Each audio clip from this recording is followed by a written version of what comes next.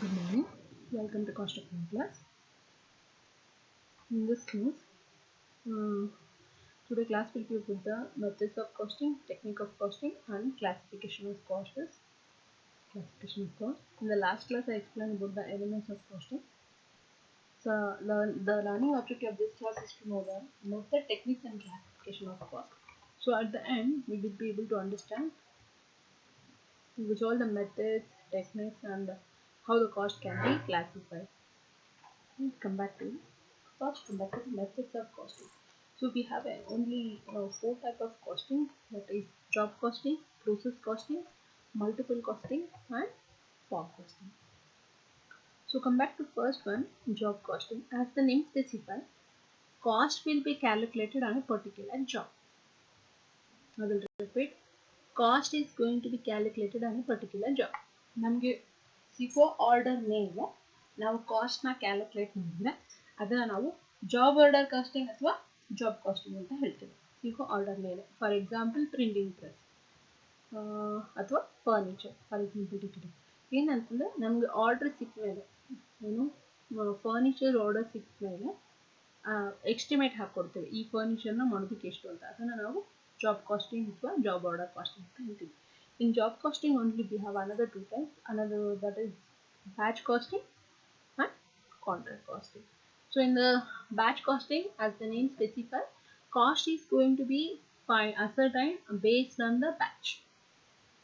So on a particular batch, how many product has been produced, batch will be taken into consideration and then the cost is going to be ascertained. So that's why it is called batch costing. Next, contract costing. Contract costing is similar to job costing only, based on the job order, whatever they are going to receive. Job order ಸಿಕ್ಕ ಮೇಲೆ ಕಾಸ್ಟ್ನ find out ಮಾಡೋದು particular job basis ಮೇಲೆ ಮಾತ್ರ ಅದನ್ನು ನಾವು job costing ಅಂತೀವಿ. Job is a small job, printing ಮಾಡೋದು, ಫರ್ನಿಚರ್ ಮಾಡೋದು ಅದೆಲ್ಲ small job. But contract is a big job. Contract ಅಂದರೆ construction of roads, dam, building, so all these things it will come here. Apartments, flats. Okay, so here contract means construction of a building. So for particular contract, based on the particular contract, cost is going to be ascertained.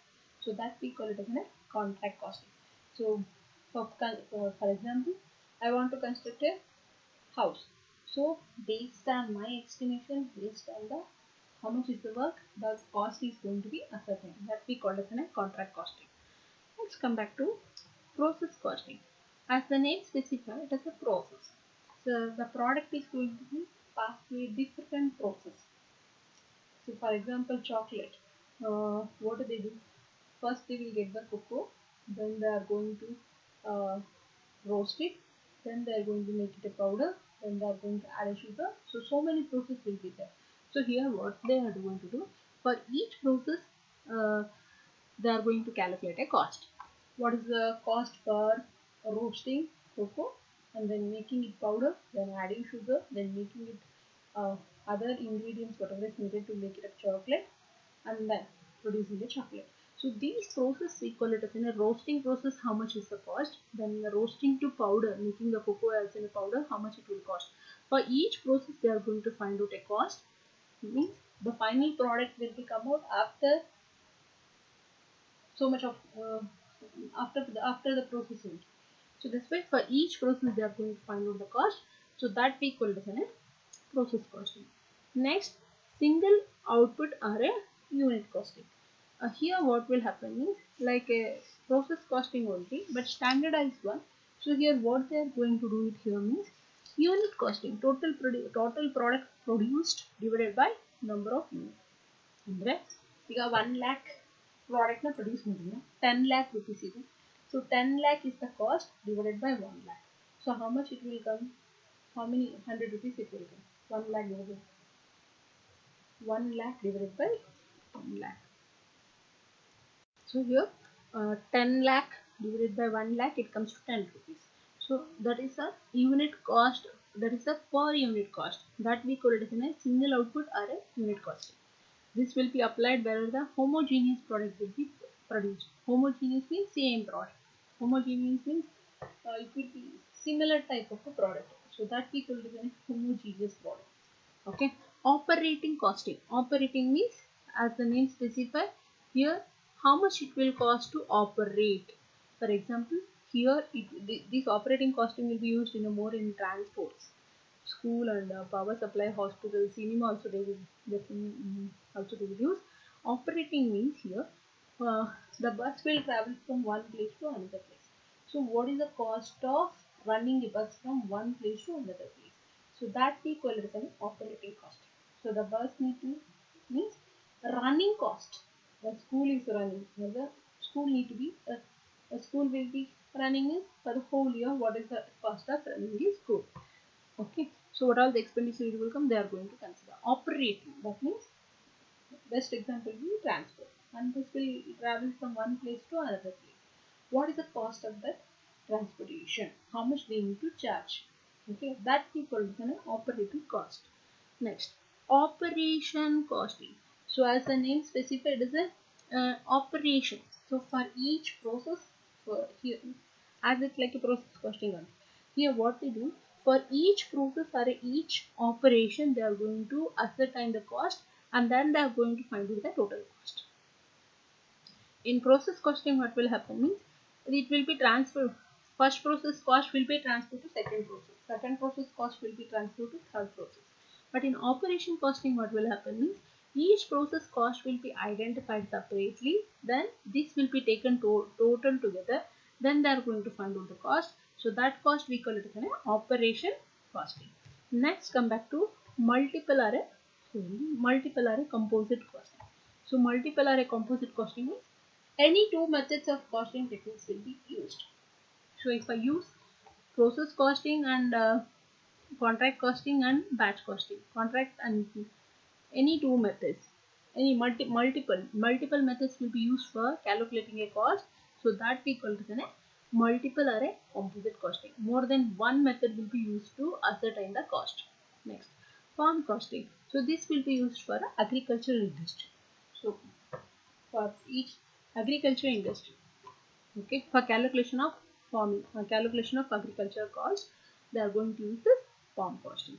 So these are the methods of costing: job costing, process costing, multiple costing and farm costing. So next, come back to techniques of costing. So we have 6 techniques. See here, these are the methods how to find the cost. How to find the cost. Okay, and these are the techniques of ascertaining the cost. These are the techniques of costing. So first one, come back to historical costing. As the name specifies, history will be what happened in the past. So after the incurred, the cost is going to be calculated. After the cost is going to incurred, cost incur ಆದ್ಮೇಲೆ cost ನ calculate ಮಾಡಿದ್ರೆ ಅದನ್ನು ನಾವು historical casting ಅಂತ ಹೇಳ್ತೀವಿ. Cost has been incurred, cost ನ expenses ಎಲ್ಲ pay ಮಾಡಿದಾದ್ಮೇಲೆ ನಾವು ಕಾಸ್ಟ್ ನ ಕ್ಯಾಲ್ಕುಲೇಟ್ ಮಾಡಿದ್ರೆ ಅದನ್ನು ನಾವು ಹಿಸ್ಟೋರಿಕಲ್ ಕಾಸ್ಟಿಂಗ್ ಅಂತ ಹೇಳ್ತೀವಿ. Next, come back to standard casting. Standard casting is like ಏನಂದ್ರೆ ನಾವು ಪ್ರೊಡಕ್ಷನ್ ಮಾಡೋದಕ್ಕಿಂತ ಮುಂಚೆನೆ we are going to find out these are the facilities are there, and with these facilities we are going to produce this 100 units. ನಮ್ಮ ಹತ್ರ ಇರುವಂಥ ಎಲ್ಲ ಫೆಸಿಲಿಟೀಸ್ನ use ಮಾಡಿ everything is going up to our mark ಅಂದಾಗ ನಾವು 100 ಪ್ರಾಡಕ್ಟ್ನ produce ಮಾಡ್ತೀವಿ ಅಂತ ತಿಳ್ಕೊಳ್ಳೋಣ. That is a standard fixed by the after studying the everything, after studying the resources. ನಮ್ಮ ಹತ್ರ ರಿಸೋರ್ಸಸ್ ಎಲ್ಲ ಎಷ್ಟೆಷ್ಟಿದೆ, ಮೆಟೀರಿಯಲ್ ಎಷ್ಟಿದೆ, ಮಿಷಿನ್ ಕೆಪಾಸಿಟಿ ಎಷ್ಟಿದೆ, ಎಷ್ಟು ಜನ ಲೇಬರ್ ಇದ್ದಾರೆ ಅನ್ನೋದನ್ನೆಲ್ಲನೂ ಅರ್ಥ ಮಾಡಿಕೊಂಡು okay, we are going to decide that we can produce 100 product. Okay, so after this is the standard costing we call. After that we apply this costing, and if any changes is there, 100 product na produce madabadlu now 90 product na produce madidre adana why actually this has been taken place ಅನ್ನೋದನ್ನ analysis ಮಾಡಿ we are going to bring it back. ಯಾಕೆ ಈ ಥರ ಆಗಿದೆ, problem ಏನಾಗಿದೆ ಅನ್ನೋದನ್ನ identify ಮಾಡಿ solve ಮಾಡಿ ಮತ್ತೆ ಅದನ್ನು ಸ್ಟ್ಯಾಂಡರ್ಡ್ ಕಾಸ್ಟಿಂಗ್ ಅಪ್ಲೈ ಮಾಡ್ತೀವಿ. ಅದನ್ನು ನಾವೇನಂತ ಹೇಳ್ತೀವಿ, ಸ್ಟ್ಯಾಂಡರ್ಡ್ ಕಾಸ್ಟಿಂಗ್ ಅಂತ ಹೇಳ್ತೀವಿ. Okay, next marginal casting. Marginal ಅಂತಂದರೆ ವೇರಿಯಬಲ್ ಕಾಸ್ಟ್ ಅಂತ ಹೇಳ್ತೀವಿ. ವೇರಿಯಬಲ್ ಅಂದರೆ it will be keep on vary. Production increase ಆದರೆ ಕಾಸ್ಟು ಇನ್ಕ್ರೀಸ್ ಆಗುತ್ತೆ, ಪ್ರೊಡಕ್ಷನ್ ಡಿಕ್ರೀಸ್ ಆದರೆ ಕಾಸ್ಟು ಡಿಕ್ರೀಸ್ ಆಗುತ್ತೆ. ಅದನ್ನು ನಾವೇನಂತ ಹೇಳ್ತೀವಿ, ಮಾರ್ಜಿನಲ್ ಕಾಸ್ಟಿಂಗ್ ಅಂತ ಹೇಳ್ತೀವಿ. So in this marginal casting only variable cost will be considered, and the cost is all the cost will be classified into variable cost and fixed cost. So fixed cost will be remain fixed for all level of production. ಈ cost increase ಆಗಲ್ಲ. But variable cost will be production ಜಾಸ್ತಿ ಆದರೆ cost ಜಾಸ್ತಿ ಇರುತ್ತೆ, production decrease ಆದರೆ cost ಕಡಿಮೆ ಆಗುತ್ತೆ. ಅದನ್ನು ನಾವು ವೇರಿಯಬಲ್ ಕಾಸ್ಟಿಂಗ್ ಅಥವಾ ಮಾರ್ಜಿನಲ್ ಕಾಸ್ಟಿಂಗ್ ಅಂತ ಹೇಳ್ತೀವಿ. Next direct casting, the cost which has been incurred to producing the product. Direct casting ಅಂದರೆ ಮ್ಯಾನುಫ್ಯಾಕ್ಚರಿಂಗ್ ಕಾಸ್ಟ್. ಮ್ಯಾನುಫ್ಯಾಕ್ಚರಿಂಗ್ ಕಾಸ್ಟ್ನ ನಾವೇನಂತ ಹೇಳ್ತೀವಿ, ಡೈರೆಕ್ಟ್ ಕಾಸ್ಟಿಂಗ್ ಅಂತ ಹೇಳ್ತೀವಿ. all we can be able to trace it ಅಂತ. Next absorption costing ಅಂತ. Okay, absorption next come to absorption costing means here what they do, charging all the cost, that is both fixed and variable cost will be charged to product. Marginal casting ಅಂದರೆ variable cost ಮಾತ್ರ consider ಮಾಡ್ತೇವೆ, fixed cost consider ಮಾಡ್ತೇವೆ. But ಇಲ್ಲಿ ಏನು ಮಾಡ್ತಾರೆ, marginal cost ಮತ್ತು fixed cost ಮತ್ತು variable cost ಎರಡೂ ಕೂಡ ಪ್ರಾಡಕ್ಟ್ ಆ್ಯಂಡ್ ಸರ್ವಿಸಸ್ಗೆ ಚಾರ್ಜ್ ಮಾಡಿದ್ರೆ ಅದನ್ನು ನಾವೇನು ಹೇಳ್ತೀವಿ, ಅಬ್ಸಾರ್ಪ್ಷನ್ ಕಾಸ್ಟಿಂಗ್ ಅಂತ ಹೇಳ್ತೀವಿ ಅಥವಾ ಫುಲ್ ಕಾಸ್ಟಿಂಗ್ ಅಂತ ಹೇಳ್ತೀವಿ. ನೆಕ್ಸ್ಟ್ ಯೂನಿಫಾರ್ಮ್ ಕಾಸ್ಟಿಂಗ್ ಅಂತ. ಯೂನಿಫಾರ್ಮ್ ಕಾಸ್ಟಿಂಗ್ ಅಂದರೆ ಒಂದು ಇಂಡಸ್ಟ್ರಿಯಲ್ಲಿ ಎಲ್ಲರೂ ಒಂದೇ ರೀತಿ ಟೆಕ್ನಿಕ್ನ ಫಾಲೋ ಮಾಡಿದ್ರೆ, ಸ್ಟ್ಯಾಂಡರ್ಡ್ ಕಾಸ್ಟಿಂಗ್ನ ಫಾಲೋ ಮಾಡಿದ್ರು ಅಂತ ತಿಳ್ಕೊಂಡು ಅದನ್ನು ನಾವೇನಂತ ಹೇಳ್ತೀವಿ, ಯೂನಿಫಾರ್ಮ್ ಕಾಸ್ಟಿಂಗ್ ಅಂತ ಹೇಳ್ತೀವಿ. ಯಾವುದಾದ್ರು ಸಿಮಿಲರ್ ಎಲ್ಲ ಕಂಪ್ನೀಸು ಯೂಸ್ ಮಾಡುವಂಥ ಕಾಸ್ಟ್, ಸಿಮಿಲರ್ ಕಂಪ್ನಿ ಸೇಮ್ ಅಂದರೆ ಈಗ ಟೀ ಮ್ಯಾನುಫ್ಯಾಕ್ಚರಿಂಗ್ ಮಾಡೋ ಕಂಪ್ನೀಸ್ ಎಲ್ಲ ಪ್ರೋಸೆಸ್ ಕಾಸ್ಟಿಂಗ್ನ ಫಾಲೋ ಮಾಡಿದ್ರೆ ಅದನ್ನು ನಾವೇನಂತ ಹೇಳ್ತೀವಿ, ಯೂನಿಫಾರ್ಮ್ ಕಾಸ್ಟಿಂಗ್ ಅಂತ ಹೇಳ್ತೀವಿ. ಅಂದರೆ the casting technique which will be followed by the many companies, so the same similar companies, so that we call it as uniform costing. Okay, these are the techniques of costing. Next come back to classification of cost. So cost can be classified into 6 categories based on the nature, based on the traceability, based on the function, based on the variability, based on the controllability, based on the managerial purpose. So in the 6 ways cost can be classified. Come back to first one, classification of cost based on nature, right? Elements of costing. The nature of cost ಮೇಲೆ total cost ನಾವು ಹೇಗೆ classify ಮಾಡಬಹುದು. So here all the costs will be divided into 3 categories. Total cost will be divided into 3 categories. That is ಎಲ್ಲ ಕಾಸ್ಟ್ನ ಸೇರಿ 3 category divide ಮಾಡ್ತಾರೆ. ಒಂದು material cost, labour cost ಮತ್ತು expenses ಅಂತ. ಸೊ ಟೋಟಲ್ ಮೆಟೀರಿಯಲ್ ಯಾವ್ಯಾವೆಲ್ಲ ಮೆಟೀರಿಯಲ್ನ ಯೂಸ್ ಮಾಡಿದ್ದೀರಾ ಅದನ್ನು ನಾವು material ಕಾಸ್ಟಿಗೆ ತೊಗೊಳ್ತೇವೆ. That is total material equipment, what all the materials you have to use in producing the product. And then labor cost is nothing but how many labor has been used for manufacturing this product. ಎಲ್ಲ ಎಷ್ಟು total labour expenses ಆಗಿದೆ, remuneration ಎಷ್ಟು pay ಮಾಡಿದ್ದೀವಿ ಅದನ್ನು ನಾವು labour cost ಅಂತ ತಗೊಳ್ತೀವಿ. Expenses other than material ಮತ್ತು ಲೇಬರ್ ಬಿಟ್ಟು ಇನ್ನು ಯಾವುದಾದ್ರೂ ಎಕ್ಸ್ಪೆನ್ಸಸ್ನ ನಾವು ಪೇ ಮಾಡಿದರೆ, insurance, rent, carriage auditing fees, okay, licence charges, doctor fees ಏನೇ ಕೊಟ್ಟರು ಕೂಡ ಅದನ್ನೆಲ್ಲ ನಾವೇನು ಹೇಳ್ತೀವಿ, other than material labour, that cost becomes too expensive. So these are the classification of cost based on the nature or elements of costing. Next, classification of cost based on the traceability ಅಂದರೆ can you identify ಮಾಡ್ಬೋದಾ ಮಾಡೋಕ್ಕಾಗಲ್ವಾ ಅನ್ನೋದು basis ಮೇಲೆ ಕಾಸ್ಟ್ನ classify ಮಾಡೋದು. So first come back to direct cost and next is the indirect cost.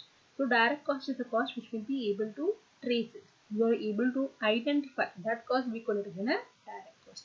The cost which will not be able to identify, cost na ನಾವು identify ಮಾಡೋಕ್ಕಾಗಲ್ಲ ಅಂತಂದ್ರೆ ನಾವು indirect cost ಅಂತ ಹೇಳ್ತೀವಿ. So first one is the direct cost. Direct material cost. Okay, so direct material cost means raw material. ಈಗ sugar manufacture ಮಾಡೋದಕ್ಕೆ we get sugar cane. Okay, so that we call it as a direct material. So raw material, whichever the raw material we use to, we are taken to convert that raw material into finished goods. Whatever the raw material we use to manufacturing a raw material we are using to manufacture a product. For garments it is the cotton. ಹತ್ತಿ ತಗೊಂಡು ನಾವು cotton ಬಟ್ಟೆನ manufacture ಮಾಡ್ತೀವಿ. That cost we call it as a direct material cost. Next, direct labor cost. So direct labor means here whoever is involved in the manufacturing of a product. ಯಾರೆಲ್ಲ ಆ ಪ್ರಾಡಕ್ಟ್ನ manufacture ಮಾಡೋದಕ್ಕೆ work ಮಾಡ್ತಿದ್ದಾರೋ ಅವರು ಅವ್ರಿಗೇನು ನಾವು salary pay ಮಾಡ್ತೀವಿ ಅಥವಾ wages pay ಮಾಡ್ತೀವಿ ಅದನ್ನು ನಾವು ಡೈರೆಕ್ಟ್ ಲೇಬರ್ ಕಾಸ್ಟ್ ಅಂತ ಹೇಳ್ತೀವಿ. Whoever has been included in converting, whoever has been included in the labor work, whoever is included in manufacturing the product. So that cost we call it as a labor cost. Direct expenses. So here, other than direct material and direct labor cost, whichever the expenses we have been paid to converting that raw material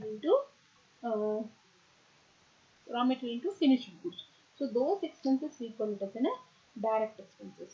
So for example, drawing, hiring charges, ಅಥವಾ royalty pay ಮಾಡೋದು ಆಯಿತಾ. ಅಂದರೆ other than material ಮತ್ತು labour ಬಿಟ್ಟು ಇನ್ಯಾವುದಾದ್ರೂ expenses it will be related to manufacturing of a product. So those expenses we call it as a direct. Okay, so direct material cost, direct labor cost, direct expenses. Next, indirect cost. The cost you shall not be able to identify. Indirect ಅಂದ್ರೆ ಏನು? Direct ಆಗಿ ಹೇಳಿದ್ರು ಅಂದರೆ face to face ಹೇಳಿದ್ರು. Indirect ಆಗಿ ಹೇಳಿದ್ರು ಬೇರೆಯವ್ರು ಹೇಳಿ ಬೇರೆಯವ್ರದ್ದು ನಿಮಗೆ ಬಂದರೆ ಅದು ಇಂಡೈರೆಕ್ಟ್ ಅಂತ ಆಗುತ್ತೆ. Example. Okay, so indirect material cost, indirect labor cost, indirect expenses. That is indirect expenses.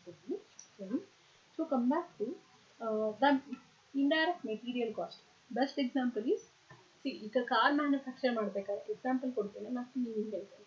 Car manufacture ಮಾಡಬೇಕಾದ್ರೆ ಸ್ಕ್ರೂ ನಟ್ ಎಲ್ಲ ಯೂಸ್ ಮಾಡ್ತೇವೆ. Okay, how much it cost identify ಮಾಡೋಕ್ಕಾಗುತ್ತಾ? ನಾವು ಎಷ್ಟು ಸ್ಕ್ರೂ ಯೂಸ್ ಮಾಡಿದ್ವಿ, ಎಷ್ಟು ನಟ್ ಯೂಸ್ ಮಾಡಿದ್ವಿ ಅಂತ ಮಾಡೋಕ್ಕಾಗಲ್ಲ. ಸೊ ಅಂಥ ಮೆಟೀರಿಯಲ್ ಕಾಸ್ಟ್ ನಾವೇನಂತ ಹೇಳ್ತೀವಿ? Indirect material cost. We have used it but we are not going to find out ಎಷ್ಟಾಗಿದೆ ಅನ್ನೋದನ್ನು ಹೇಳೋಕ್ಕಾಗೋದಿಲ್ಲ, ಫೈಂಡ್ ಔಟ್ ಮಾಡೋಕ್ಕಾಗೋದಿಲ್ಲ.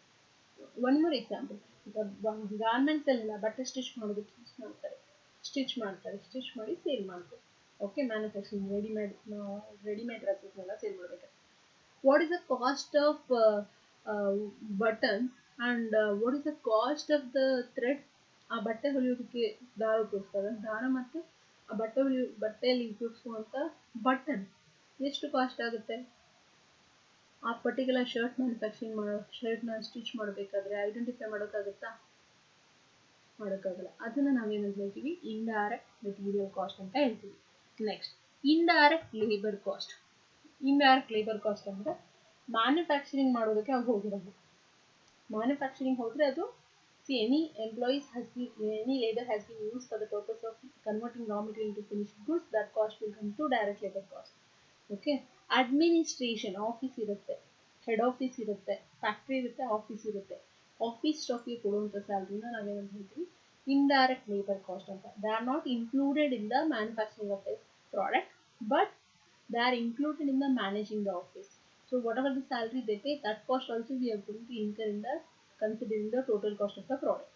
So whoever is working in office, whoever is working in the sales department, so that cost comes to indirect labor cost. Next, it is not indirect business, it is indirect expenses. Okay, so indirect expenses means other than this material and labor cost, whatever the expenses they have been incurred, that cost we call it as an indirect expenses ಅಂತ. Indirect expenses ಅಂದರೆ ನಾವು profit and loss ಅಕೌಂಟಲ್ಲಿ ಬರ್ತೇವಲ್ಲ, rent pay, insurance pay, road tax, ಏನೆಲ್ಲ carriage ಎಲ್ಲ, road tax ಅದೆಲ್ಲ, ಮತ್ತು selling and distribution expenses ಇದೆ, ಪ್ರಮೋಷನ್ ಅಡ್ವರ್ಟೈಸಿಂಗ್ ಎಕ್ಸ್ಪೆನ್ಸಸ್ ಇದೆಯಲ್ಲ, ಅದನ್ನೆಲ್ಲ ನಾವೇನಂತ ಹೇಳ್ತೀವಿ? ಇಂಡೈರೆಕ್ಟ್ ಎಕ್ಸ್ಪೆನ್ಸಸ್ ಅಂತ. Other than material labour, whatever the expenses has been incurred, that will come to indirect expenses. Okay, so these are the classification of cost based on the traceability or identifiability. Next, come to classification of cost based on the operation or a function. Function based on the function. So whole department can be divided into factors. ಒಂದು business ಅಲ್ಲಿ ಎಲ್ಲ ಡಿಪಾರ್ಟ್ಮೆಂಟ್ನ ಸೇರಿ divide ಮಾಡಿದ್ರೆ ನಮಗೆ production, administration, selling and distribution ಮತ್ತು research and development cost ಆಗುತ್ತೆ. Function ಅಂದರೆ ಡಿಪಾರ್ಟ್ಮೆಂಟ್ ವೈಸು ಕಾಸ್ಟ್ನ ಕಂಡುಹಿಡಿಯುತ್ತೆ. What is the cost of production, what is the cost of selling, what is the cost of advertising, ಈ ಥರ department wise ಕಾಸ್ಟ್ನ identify ಮಾಡಿದ್ರೆ, ascertain ಮಾಡಿದ್ರೆ ಅದನ್ನು ನಾವೇನಂತ ಹೇಳ್ತೀವಿ? ಫಂಕ್ಷನಲ್ ಕಾಸ್ಟ್ ಅಂತ ಹೇಳ್ತೀವಿ. So based on the function, so that one is the first one is the production cost. The cost of converting raw material to finished goods. Raw ಮೆಟೀರಿಯಲ್ನ finished goods ಆಗಿ convert ಮಾಡೋದಕ್ಕೆ ಏನೇನೆಲ್ಲ cost incur ಆಗುತ್ತೆ ಅದೆಲ್ಲನೂ ಕೂಡ ಏನಿರುತ್ತೆ production cost ಅಂತ ಹೇಳ್ತೀವಿ. Administration cost, head office run ಆಗುತ್ತಲ್ಲ, office salary, office rent, office furniture, printing and stationery, audit fees, accountant salary ಎಲ್ಲ ಕೂಡ ಅಡ್ಮಿನಿಸ್ಟ್ರೇಷನ್ ಬರುತ್ತೆ. ಸೊ ಆ ಟೋಟಲ್ನ ನಾವೇನಂತ ಹೇಳ್ತೀವಿ, ಅಡ್ಮಿನಿಸ್ಟ್ರೇಷನ್ ಕಾಸ್ಟ್ ಅಂತ ಹೇಳ್ತೀವಿ. Next selling cost. ಸೊ ಇದೆಲ್ಲ ಕೂಡ ಇಂಡೈರೆಕ್ಟ್ ಕಾಸ್ಟ್. ನನಗೆ selling cost in nothing but ಏನು ಅಡ್ವರ್ಟೈಸ್ಮೆಂಟ್ ಕೊಡುವಂಥದ್ದು, ಅಥವಾ ಲೀಗಲ್ ಎಕ್ಸ್ಪೆನ್ಸಸ್ಸು, ಮಾರ್ಕೆಟ್ ರಿಸರ್ಚ್ ಮಾಡೋದು, ಸ್ಯಾಲರೀಸ್ ಕೊಡೋದು, salesmen salary, commission, travelling expenses ಎಲ್ಲನೂ ಕೂಡ ಏನಿರುತ್ತೆ ಸೆಲ್ಲಿಂಗ್ ಕಾಸ್ಟ್ ಆಗುತ್ತೆ. ಇನ್ನು ಪ್ರಾಡಕ್ಟ್ನ ಪ್ರಮೋಷನ್ ಮಾಡೋದಕ್ಕೆ ಏನೇನೆಲ್ಲ ಕಾಸ್ಟ್ ಆಗುತ್ತೆ ಅದನ್ನು ನಾವು ಸೆಲ್ಲಿಂಗ್ ಕಾಸ್ಟ್ ಅಂತ ಹೇಳ್ತೀವಿ. Next distribution cost, the cost of distributing the product. So nothing but transportation cost, warehouse cost ಏನು ಬರುತ್ತೆ ಅದನ್ನು ನಾವು ಡಿಸ್ಟ್ರಿಬ್ಯೂಷನ್ ಕಾಸ್ಟ್ ಅಂತ ಹೇಳ್ತೀವಿ. Next research and development cost. So ಪ್ರಾಡಕ್ಟ್ನ ಇಂಪ್ರೂವ್ಮೆಂಟ್ ಮಾಡೋದಕ್ಕೋಸ್ಕರ ಪ್ರಾಡಕ್ಟ್ನ ಸ್ಟಡಿ ಮಾಡ್ತೇವೆ, ಪ್ರಾಡಕ್ಟ್ನ ಇಂಪ್ರೂವ್ಮೆಂಟ್ ಕ್ವಾಲಿಟಿ ಎನ್ಹಾನ್ಸ್ ಮಾಡೋದಕ್ಕೋಸ್ಕರ, ಟೆಕ್ನಾಲಜಿ ಅಪ್ಗ್ರೇಡೇಷನ್ ಮಾಡೋದಕ್ಕೆ, ಪ್ರಾಡಕ್ಟ್ ಫೀಚರ್ನ ಡೆವಲಪ್ ಮಾಡೋದಕ್ಕೆ. So they separate department called R&D department. So R&D department cost we call it as research and development cost. ಕಾಸ್ಟ್ನ ಫಂಕ್ಷನ್ ಪ್ರಕಾರ ಐಡೆಂಟಿಫೈ ಮಾಡೋದು, production cost, administration cost, selling cost and distribution cost and research and development cost ಅಂತ ಹೇಳ್ತೇವೆ. Next classification of cost based on the behavior basis ಮೇಲೆ. Okay, we have fixed cost, variable cost, semi-variable cost and step cost. Okay, come back to first one, fixed cost, variable cost, semi-variable and step cost. The cost which is going to be fixed, cost ಒಂದು range ಇಂದ ಜಾಸ್ತಿ ಆಗುತ್ತಿಲ್ಲ, ಅದನ್ನು ನಾವೇನಂತ ಹೇಳ್ತೀವಿ, fixed cost ಅಂತೀವಿ. Whether production is increasing to 10,000 to 20,000, 20,000 to 30,000, the cost is not going to be increased. Cost is going to be same. So that cost we call it as fixed cost. Next, variable cost. If the production increases, cost also increases. If the production decreases, cost also decreases. Production ಜಾಸ್ತಿ ಆದರೆ cost ಜಾಸ್ತಿ ಆಗುತ್ತೆ, production ಕಡಿಮೆ ಆದರೆ cost ಕಡಿಮೆ ಆಗುತ್ತೆ ಅಂತದನ್ನು ನಾವು variable cost ಅಂತ ಹೇಳ್ತೇವೆ. Next semi variable cost. Semi variable cost ಅಂತಂದರೆ up to some extent it will be fixed. ಅಂದರೆ ಅಪ್ ಟು ಸಮ್ ಟೈಮ್ ತನಕ ಮಾತ್ರ ಇದು ಫಿಕ್ಸ್ಡ್ ಇರುತ್ತೆ, ಆಮೇಲಿಂದ ಏನಾಗುತ್ತೆ ಜಾಸ್ತಿ ಆಗುತ್ತೆ. ಅದನ್ನು ನಾವೇನಂತ ಹೇಳ್ತೀವಿ, ಸೆಮಿ ವೇರಿಯಬಲ್ ಕಾಸ್ಟ್ ಅಂತ ಹೇಳ್ತೀವಿ. ಡಿಪ್ರಿಸಿಯೇಷನ್ ಏನು ಅಪ್ ಟು 5 years ತನಕ 10,000 ಡಿಪ್ರಿಸಿಯೇಷನ್ ಇರುತ್ತೆ, ಆಮೇಲೆ ಏನಾಗುತ್ತೆ ಡಿಕ್ರೀಸ್ ಆಗ್ತಾ ಹೋಗುತ್ತೆ. That is the best example, depreciation. Up to some extent it will be fix, after that it will become variable. That cost we call it as semi variable cost. Next step cost. Step ಅಂದರೆ ಗೊತ್ತಲ್ಲ ನಿಮಗೆ, ನಾವು ಮೆಟ್ಲು ಹತ್ತೋದು ಅದೇ ಥರ. So step cost is a cost, it will be like it will be fixed. Okay, for example, take it up, bus will be carrying a 50 ಮೇಲ್ ಆದರೆ ಮತ್ತೆ 50 ಸ್ಟೂಡೆಂಟ್ಸ್ ಇದೆ ಅಂತ ತಿಳ್ಕೊಳ್ಳೋಣ. 50 ಸ್ಟೂಡೆಂಟ್ಸ್ ಇದ್ದಾಗ ನಮಗೆ ಒಂದು ಬಸ್ ಸಾಕು. 50ಗಿಂತ ಜಾಸ್ತಿ ಆದಾಗ ಮತ್ತೆ ಇನ್ನೊಂದು ಬಸ್ ಬೇಕಾಗುತ್ತೆ. 100 ಇದ್ದರೆ ಇನ್ನೊಂದು ಬಸ್ ಆಗುತ್ತೆ, ಕಾಸ್ಟ್ ಇನ್ಕ್ರೀಸ್ ಆಗುತ್ತೆ. ಬಟ್ ಅಪ್ ಟು ಅನದರ್ 50 ಒಂದೇ. ಆಫ್ಟರ್ ದಟ್ ಅಗೇನ್ 50 ಅಂದರೆ ಮತ್ತೆ ಇನ್ಕ್ರೀಸ್ ಆಗುತ್ತೆ. ಅದನ್ನು ನಾವೇನಂತ ಹೇಳ್ತೀವಿ, ಸ್ಟೆಪ್ ಕಾಸ್ಟ್ ಅಂತ ಹೇಳ್ತೀವಿ. ಸೊ 50 ಸ್ಟೂಡೆಂಟ್ಸ್ ಇರೋ ತನಕ ಒಂದು ಬಸ್ ಕಾಸ್ಟ್ ಹಿಂದೆ ಅಷ್ಟೇ. 100 ಸ್ಟೂಡೆಂಟ್ಸ್ ಆದಾಗ 2 ಬಸ್ ಬೇಕು. 150 ಜನ ಸ್ಟೂಡೆಂಟ್ಸ್ ಆದಾಗ 3 ಬಸ್ ಬೇಕು. ಮತ್ತೆ 200 ಜನ ಆದರೆ ಮತ್ತೆ ಇನ್ನೊಂದು ಬಸ್ ಬೇಕಾಗುತ್ತೆ. ಸೊ ಇದನ್ನು ನಾವೇನಂತ ಹೇಳ್ತೀವಿ, ಸ್ಟೆಪ್ ಕಾಸ್ಟ್ ಅಂತ ಹೇಳ್ತೀವಿ. ಹೇಗೆ ಮೆಟ್ಲು ಹತ್ಕೊಂಡು ಹೋಗ್ತೀವಿ ಆಗ ಕಾಸ್ಟ್ ಕೂಡ ಇನ್ಕ್ರೀಸ್ ಆಗುತ್ತೆ ಅಪ್ ಟು ಸಮ್ ಎಕ್ಸ್ಟೆಂಟ್ವರೆಗೂ ಮಾತ್ರ. ಅಂದರೆ 50 ಸ್ಟೂಡೆಂಟ್ಸ್ವರೆಗೂ ಇಟ್ ವಿಲ್ ಬಿ ಫಿಕ್ಸ್ಡ್. 50ಗಿಂತ ಜಾಸ್ತಿ ಆದರೆ ಮತ್ತೆ ಜಾಸ್ತಿ ಆಗುತ್ತೆ, ಅಪ್ ಟು ಸಮ್ ಎಷ್ಟಿವರೆಗೂ, ಅನದರ್ 50ವರೆಗೂ ಮಾತ್ರ. ಅಂದರೆ ಇನ್ಕ್ರೀಸ್ ಆದರೂ ಕೂಡ up to some extent. Okay, so this cost equal to step cost. So next, based on controllability, controllable ಮೇಲೆ ಕಾಸ್ಟ್ ನ ಕ್ಲಾಸಿಫೈ ಮಾಡಿ. Controllable cost, non controllable cost, normal cost, abnormal cost ಅಂತ. Controllable cost is a cost which we are able to control. ಅಂದರೆ ಕಾಸ್ಟ್ನ control ಮಾಡೋದಾದರೆ ಅದನ್ನು ನಾವೇನಂತ ಹೇಳ್ತೀವಿ, ಕಂಟ್ರೋಲಬಲ್ ಕಾಸ್ಟ್ ಅಂತೀವಿ. ಯೂಶಲಿ ವೇರಿಯಬಲ್ ಕಾಸ್ಟ್ ಅನ್ನು ನಾವು ಕಂಟ್ರೋಲಬಲ್ ಕಾಸ್ಟ್ ಅಂತ ಹೇಳ್ಬೋದು. Next non controllable cost, you are not able to control. ಆ ಕಾಸ್ಟ್ನ ಇನ್ಕ್ರೀಸ್ ಆಗೋದನ್ನು ಅಥವಾ ಇನ್ಕ್ರೀಸ್ ಆಗೋದನ್ನು ನೀವು ಕಂಟ್ರೋಲ್ ಮಾಡಲಿಕ್ಕೆ ಸಾಧ್ಯನೇ ಇಲ್ಲ ಅಂತ ಕಾಸ್ಟ್ನ ನಾವು ನಾನ್ ಕಂಟ್ರೋಲಬಲ್ ಕಾಸ್ಟ್ ಅಂತ ಹೇಳ್ತೀವಿ. ಯೂಶಲಿ ಫಿಕ್ಸೆಡ್ ಕಾಸ್ಟು ನಾನ್ ಕಂಟ್ರೋಲಬಲ್ ಕಾಸ್ಟ್ ಆಗಿರುತ್ತೆ. ನಾರ್ಮಲ್ ಕಾಸ್ಟ್ ಅಂದರೆ ಈಗ ನಾವು ಒಂದು 2 ವೀಲರ್ನ ರನ್ ಮಾಡೋದಕ್ಕೆ ನಮಗೆ ಎಷ್ಟು ಕಾಸ್ಟ್ ಆಗುತ್ತೆ ಅದನ್ನು ನಾವು ನಾರ್ಮಲ್ ಕಾಸ್ಟ್ ಅಂತ ಹೇಳ್ತೇವೆ. ಮೇಂಟೆನೆನ್ಸ್ ಕಾಸ್ಟ್, ಆ ವೆಹಿಕಲ್ ರನ್ ಆಗೋದಕ್ಕೆ ನಾವೇನು ಕಾಸ್ಟ್ನ ಇನ್ಕರ್ ಮಾಡ್ತೇವೆ ಅದು ನಾರ್ಮಲ್ ಕಾಸ್ಟ್ ಅಂತ ಹೇಳ್ತೇವೆ. Next abnormal cost, the cost which has not been expected. ನಾವು ಆ ಕಾಸ್ಟ್ನ ಎಕ್ಸ್ಪೆಕ್ಟ್ ಮಾಡಿರೋದಿಲ್ಲ, but still we incur. Okay, so ಅದನ್ನು ನಾವೇನಂತ ಹೇಳ್ತೀವಿ, ಅಬ್ನಾರ್ಮಲ್ ಕಾಸ್ಟ್ ಅಂತ ಹೇಳ್ತೀವಿ. ರನ್ ಆಗೋದಕ್ಕೆ ಆಗುವಂಥ ಎಕ್ಸ್ಪೆನ್ಸಸ್ ನಾರ್ಮಲ್, ನಾವು ಎಕ್ಸ್ಪೆಕ್ಟ್ ಮಾಡಿರೋದಿಲ್ಲ, ಅನ್ಫಾರ್ಚುನೇಟ್ಲಿ ಆಗುತ್ತೆ, ಫಾರ್ಚುನೇಟ್ಲಿ ಅನ್ಫಾರ್ಚುನೇಟ್ಲಿ ಆಯಿತಾ, ಅದನ್ನು ನಾವು ಅಬ್ನಾರ್ಮಲ್ ಕಾಸ್ಟ್ ಅಂತ ಹೇಳ್ತೀವಿ. Next classification of cost based on a managerial process. So first we have, this is the last one, opportunity cost. Opportunity cost ಅಂದರೆ ಫಾರ್ ಎಕ್ಸಾಂಪಲ್ ಈಗ ಮೊಬೈಲಿಗೆ ತಗೊಂಡ್ರೆ, ಮೊಬೈಲ್ನ ತಗೊಳ್ಳಿ, ಮೊಬೈಲ್ ಅಥವಾ ಟಿ ವಿ ಯಾವುದಾದ್ರೂ ತಗೊಳ್ಳಿ.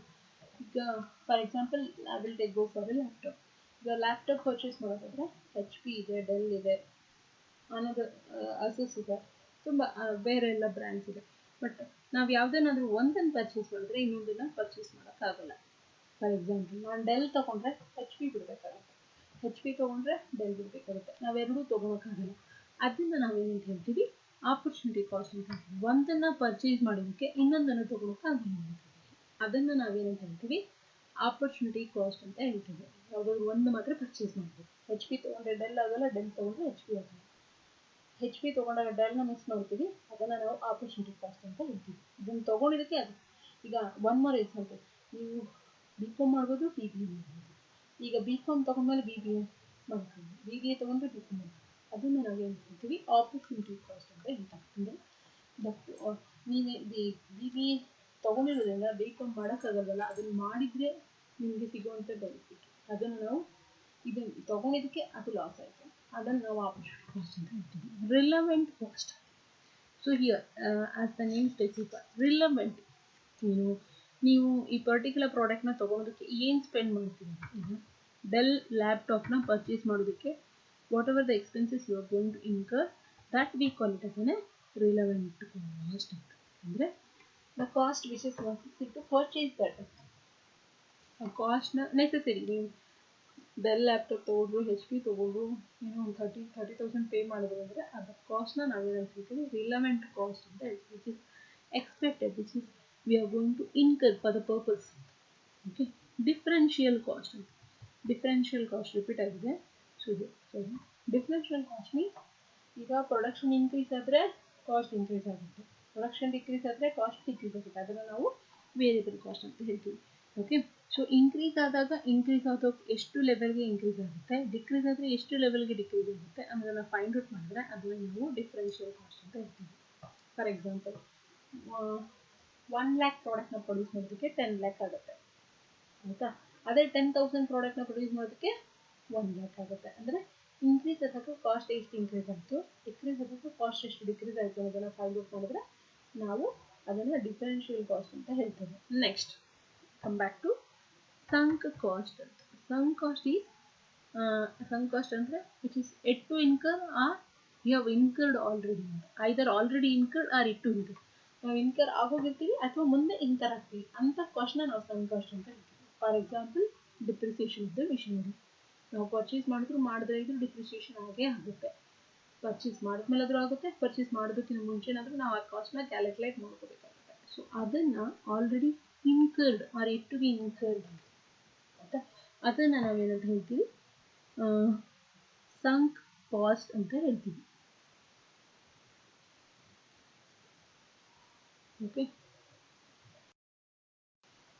ಅಥವಾ ಇನ್ನೊಂದು ಎಕ್ಸಾಂಪಲ್ ಹೇಳೋದಾದ್ರೆ ಸಂಕ್ ಕಾಸ್ಟಿಗೆ, ನೀವು ಈಗ ಏನು ಮಾಡ್ತೀರಾ, ಫಾರ್ ಎಕ್ಸಾಂಪಲ್ ರೆಡ್ಮಿಯಲ್ಲಿ ಏನು ಮಾಡ್ತೀರಾ, ಹೋಗ್ಬಿಟ್ಟು ಅರ್ಜೆಂಟ್ ಅಂತ ಹೇಳ್ಬಿಟ್ಟು ಮೊಬೈಲ್ ತೊಗೊಂಡ್ಬಿಡ್ತೀರಾ, ಮತ್ತು ಇಮಿಡಿಯೇಟಾಗಿ ರೆಡ್ಮಿಯಲ್ಲಿ Note 8 ತೊಗೊಂಡಿದ್ದೀರಾ ಅಂತ ತಿಳ್ಕೊಳ್ಳಿ. ನೆಕ್ಸ್ಟ್ ಡೇಗೆ Note 9 ರಿಲೀಸ್ ಆಗುತ್ತೆ. ಓಕೆ, Note 9 ರಿಲೀಸ್ ಆದರೂ ಕೂಡ ನೀವು ತೊಗೊಳಕ್ಕಾಗಲ್ಲ ಆಯಿತಾ. ಅಂಥದ್ದನ್ನು ನೀವು ಆಲ್ರೆಡಿ ಡಿಸಿಷನ್ ಮಾಡಿರೋದ್ರಿಂದ ನೀವು ಡಿಸಿಷನ್ ಚೇಂಜ್ ಮಾಡ್ಕೊಳಕ್ಕಾಗಲ್ಲ ಆಯಿತಾ. ಅಂಥದ್ದನ್ನು ನಾವೇನು ಹೇಳ್ತೇವೆ, ಸಂಕ್ ಕಾಸ್ಟ್ ಅಂತ ಹೇಳ್ತೀವಿ. Next come back to imputed cost. 2 ಮಾರ್ಕ್ಸಿಗೆ ಬರುತ್ತೆ ಇದು. Imputed cost means notional cost ಅಂತ. ಇದು the cost which is not included cash ಅಂತ. ನಾವು ಕ್ಯಾಶ್ ಕೊಡೋದೇ ಇಲ್ಲ, ಬಟ್ ಅದು ಕಾಸ್ಟ್ ಅಂತ ಹೇಳಿ ಕನ್ಸಿಡರ್ ಮಾಡ್ತೀವಿ. ಸೊ ಅಂಥದ್ದನ್ನು ನಾವೇನಂತ ಹೇಳ್ತೀವಿ, ಇಂಪ್ಯೂಟೆಡ್ ಕಾಸ್ಟ್ ಅಂತ ಹೇಳ್ತೀವಿ. ಫಾರ್ ಎಕ್ಸಾಂಪಲ್, ನಮ್ಮ ಸ್ವಂತ ಬಿಲ್ಡಿಂಗಿಗೆ ರೆಂಟ್ನ ಕ್ಯಾಲ್ಕುಲೇಟ್ ಮಾಡ್ತೀವಿ. ಅಂದರೆ ನಾವು ಬಿಲ್ಡಿಂಗ್ ಇಲ್ದೇ ಇದ್ರೆ ರೆಂಟ್ ಎಷ್ಟು ಪೇ ಮಾಡಬೇಕಾಗುತ್ತೆ ಅದನ್ನು ನಾವು ಏನು ಹೇಳ್ತೀವಿ, imputed cost of it. Actually, we have not been paid, but we are going to show it of that cost. So that cost we call it as imputed cost. So best example will be, ನಮ್ಮ ಬಿಲ್ಡಿಂಗಿಗೆ ನಾವು rent ಎಷ್ಟು ಕಟ್ಟಬೇಕು, rent ಆದರೆ ಎಷ್ಟಾಗುತ್ತೆ ಅನ್ನೋದನ್ನು calculate ಮಾಡಿದ್ರೆ ಅದನ್ನು ನಾವು ಇಂಪ್ಯೂಟೆಡ್ ಕಾಸ್ಟ್. ರೆಂಟ್ ಕೊಡೋದಿಲ್ಲ, ಬಟ್ ಅದರ ಕಾಸ್ಟ್ನ ಕ್ಯಾಲ್ಕುಲೇಟ್ ಮಾಡ್ತೀವಿ, ಅದನ್ನು ಇಂಪ್ಯೂಟೆಡ್ ಕಾಸ್ಟ್ ಅಂತ ಹೇಳ್ತೀವಿ. Next, out of packet cost ಅಂತ ಹೇಳ್ತೀವಿ. ಔಟ್ ಆಫ್ ಪಾಕೆಟ್ ಕಾಸ್ಟ್ ಅಂತಂದರೆ any expenses if we pay cash, okay, that cost we call it as an out of pocket.